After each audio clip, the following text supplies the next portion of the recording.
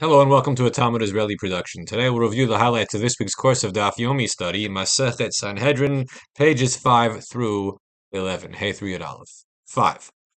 Talmid al yoreh halacha b'makom rabo.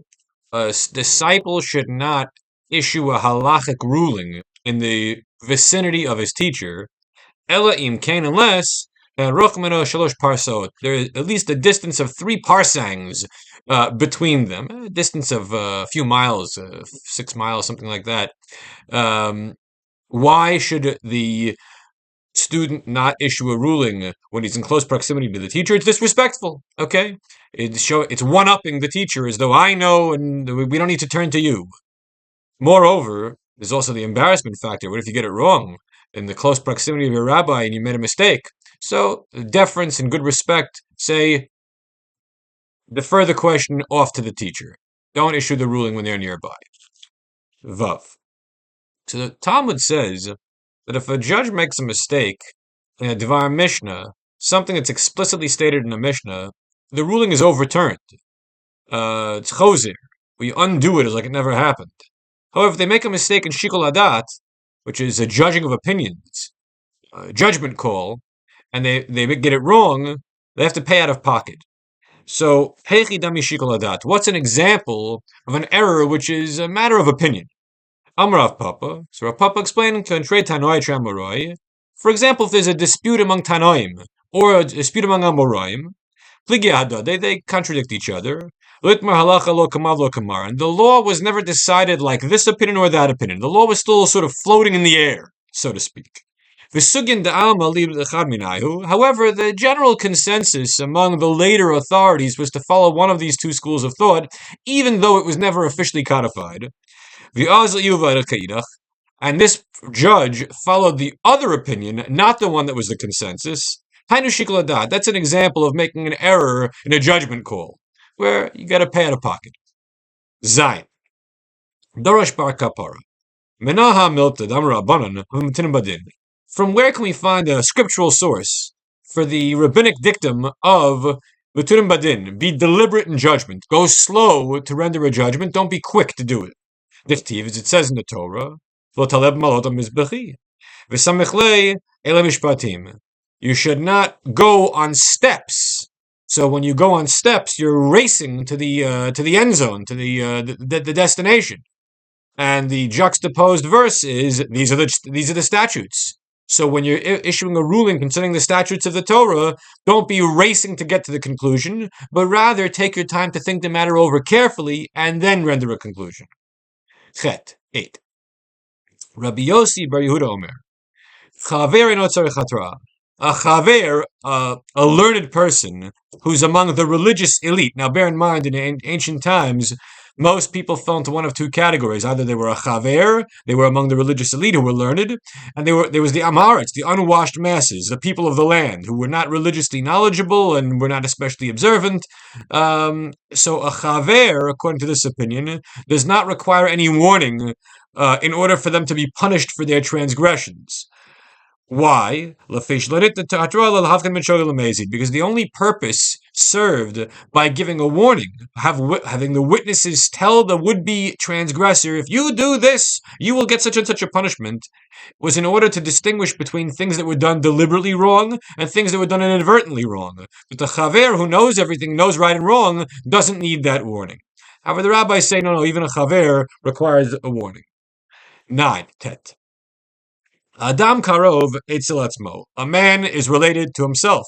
Obvious. A person's related to himself. I'm my sibling's sibling. I'm my parent's child. I'm my child's parent. I'm related to all my relatives, and therefore I'm related to myself. What does it matter? In Adam esimatzmo rasha. A person cannot render themselves into a rasha. That an admission of guilt doesn't matter legally in the eyes of the court, in order to have a court-imposed punishment.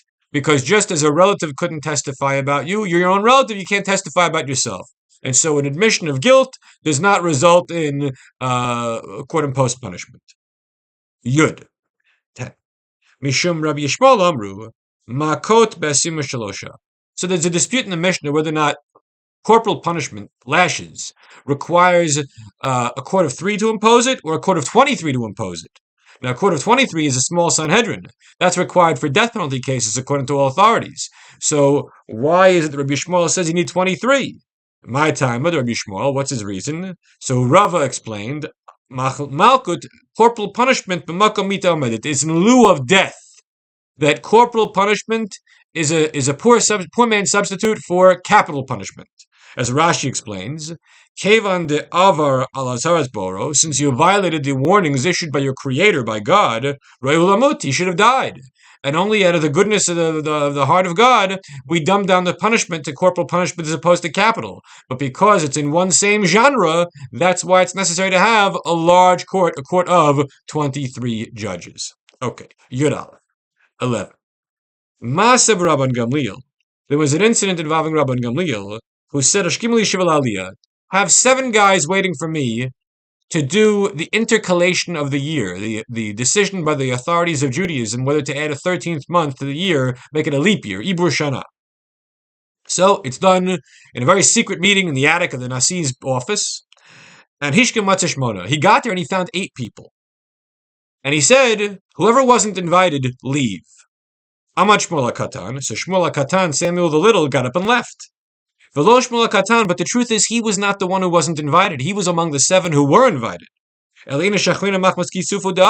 rather what happened was, Shmuel HaKatan realized the guy who came without an invitation is now going to have to get up and embarrass himself terribly in front of everyone else. So better I should get up and embarrass myself and spare the other guy the emotional suffering.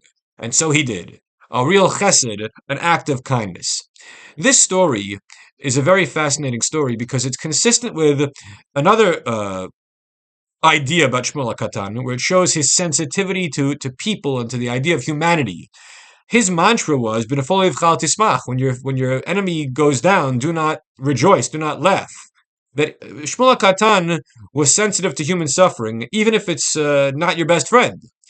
And this may explain why, of all the people Rabban Gamliel could have chosen to write the 19th blessing of the Shemona Esrei, the Birkat Haminim, the blessing against the heretics, which was a litmus test to keep Judeo-Christians out of the synagogue, because they wouldn't want to curse themselves, and so they would just refrain from attending the services, and certainly not leading the services. Who should write that blessing? The answer is someone who wasn't a hate-filled bigot, someone who was a decent decent person filled with love for humanity. It's just that we have to make this malediction against the sectarians, and so who better to do it than Shmuel HaKatan? It was not out of malice or animus, it was just out of a desire to protect the synagogue. Everyone have a great week.